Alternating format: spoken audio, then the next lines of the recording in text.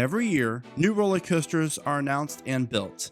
And for most of the newer coasters here in America, I will take a road trip and try to ride as many of them as I can. Usually with the newer coasters that I ride, they will automatically take a spot in my top 50 coasters that I've been on. To date, I've ridden 367 coasters all across America. And here's how I rank my top 50 credits as of December 2020. Welcome to Theme Park Predictions. My name is Brandon, and I have a goal for each and every one of you for the upcoming 2021 season. And that goal is get out and try to ride 10 new coasters. And for some of you, this might be an easy task, and for others, it might be a little bit more difficult, but at least it's a fun goal. Here's a breakdown of how many coasters were designed per manufacturer in my top 50. As you can see, the majority of my list is from coaster manufacturers like B&M, RMC, and Intamin. Coming in at number 50 might be a surprise, and that would be the Boss, Six Flags St. Louis. Some people don't like rougher coasters. Well, I enjoy a semi-rough wooden coaster as long as the layout warrants that enjoyment. Now with that, I have not ridden Boss since 2010, so I do need to make my way back to Six Flags St. Louis very soon. Number 49, Montu, Busch Gardens, Tampa. I really love Montu. The theming, the setting, and the elements, especially that Batwing, makes Montu one of the best coasters in Florida. Number 48, Alpengeist, Busch Gardens, Williamsburg. Now let me explain why Alpi is ranked higher than Montu. Alpengeist is taller and has one of the best first drops on any coaster, especially in the back row. The first half of the layout is flawless. The way the train whips through the Cobra Roll is just insane. Then after the mid-course, both of these coasters slow down quite a bit. Number 47, Apollo's Chariot, Busch Gardens, Williamsburg. I've been riding Apollo now for 15 years and I've always enjoyed it. I love the layout, the setting, and the decent floating airtime. And for the record, Raging Bull is number 54 on my list. Number 46, Kraken, SeaWorld Orlando.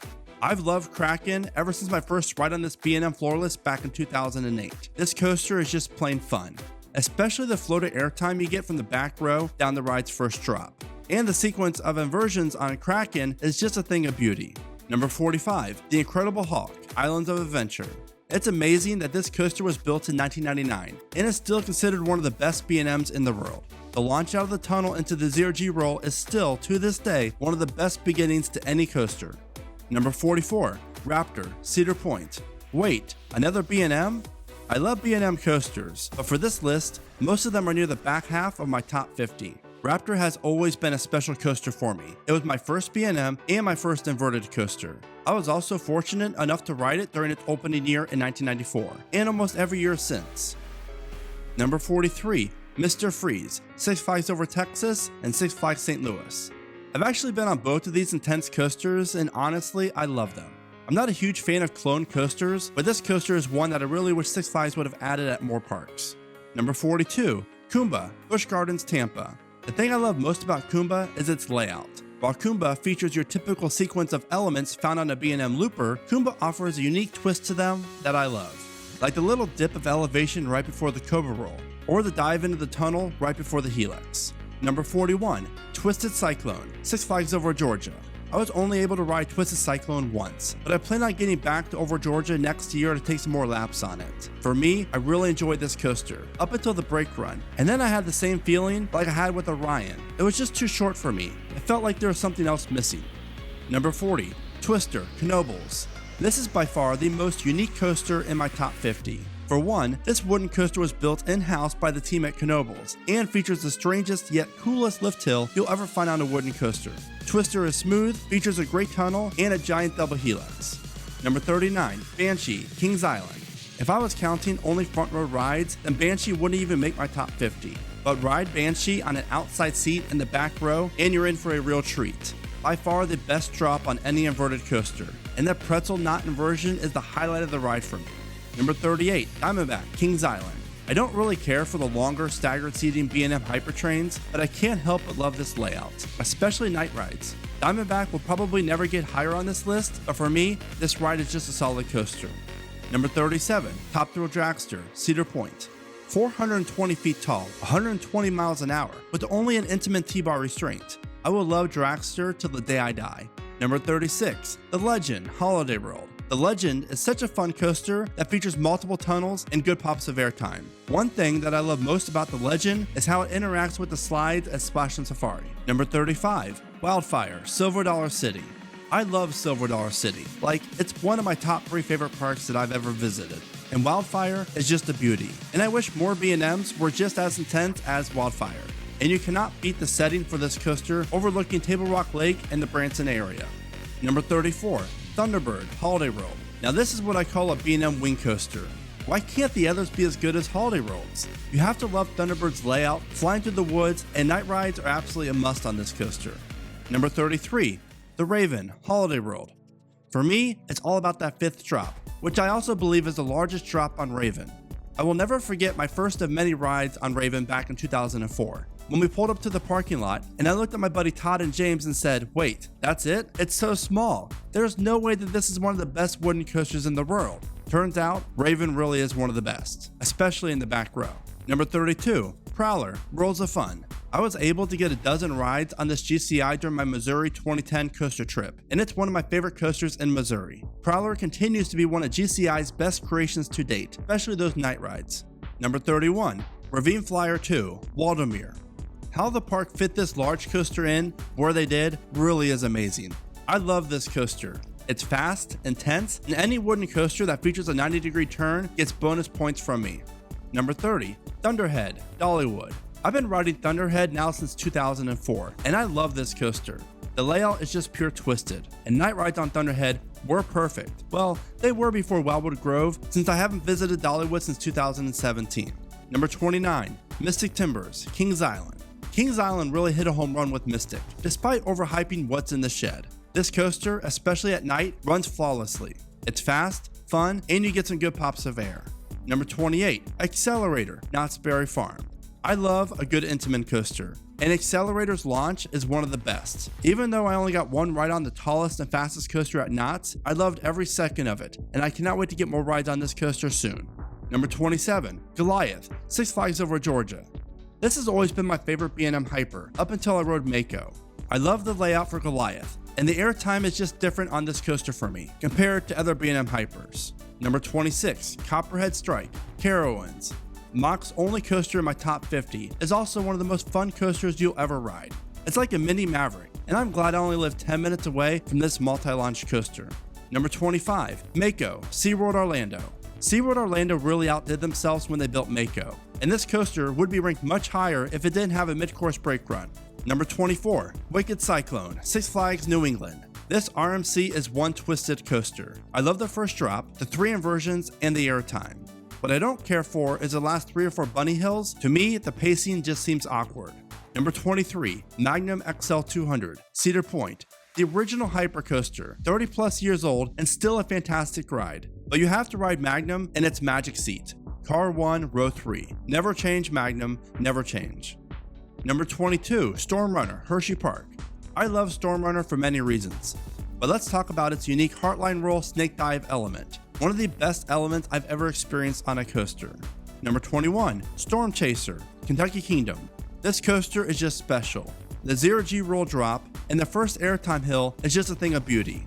Storm Chaser features some of the best airtime you'll find on any coaster, period. Number 20, Lightning Run, Kentucky Kingdom. The POV doesn't do this coaster justice. Why on earth has this coaster not been cloned yet? Literally, there are dozens of parks that would benefit like crazy with a coaster like this. I really don't get it. Number 19, Twisted Timbers, King's Dominion. Out of my half dozen rides on Twisted Timbers, they all came in late March or early October. So I think it's safe to say that I have to ride Twisted Timbers during the warmer months in 2021. But regardless, those 3 airtime hills all in a row really make Twisted Timbers special. Number 18, Steel Curtain, Kennywood. I know this coaster gets some hate, but I really did enjoy it. Especially the unique inversions that are hard to find on other coasters here in America. And I can't talk about Steel Curtain without saying, hooday, go Bengals. Number 17, Millennium Force, Cedar Point. I've been riding Millennium Force now about every year since 2000. I love this coaster. The adrenaline you get once the train reaches the final brakes is hard to match. Night rides on Millennium during those warm summer months are a must. Number 16, Sky Rush, Hershey Park. And yet we have another Intamin.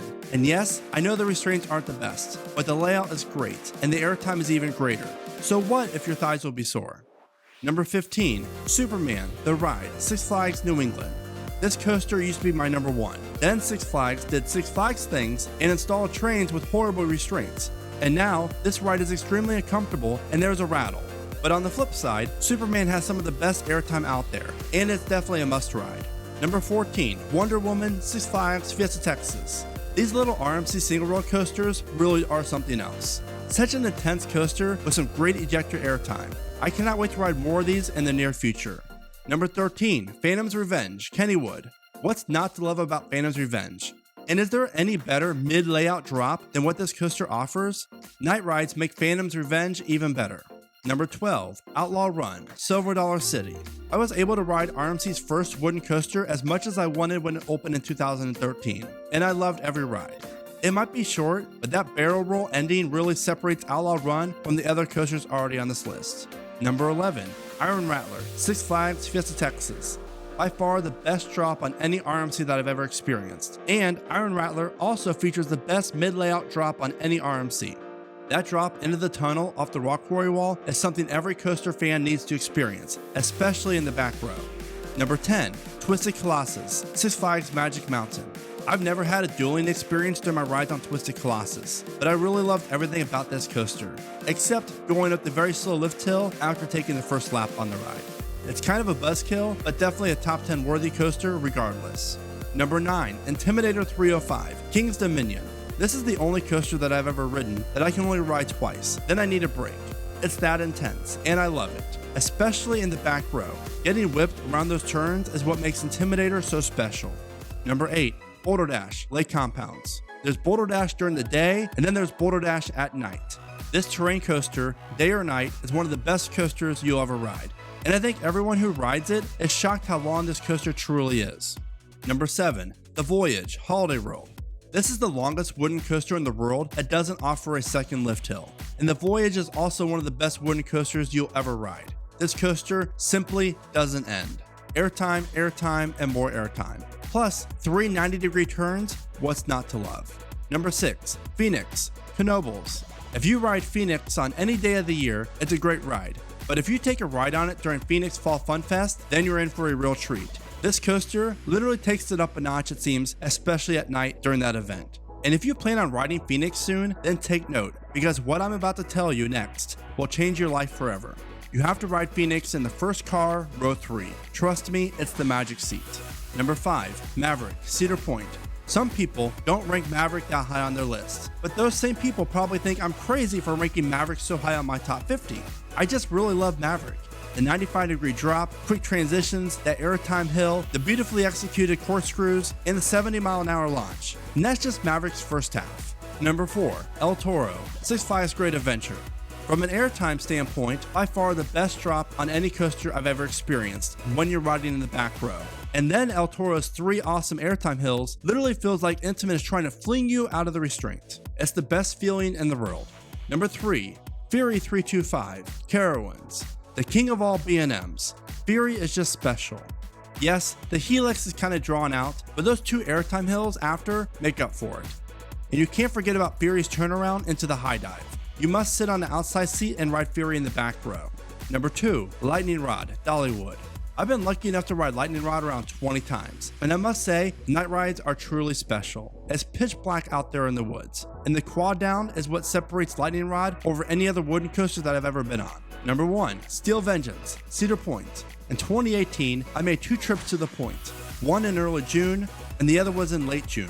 During my trip in early June, I was able to ride Steel Vengeance without the mid-course catching. And let me tell you, that was the best coaster experience I will probably ever have in my life. The speed it had during the second half was unmatched.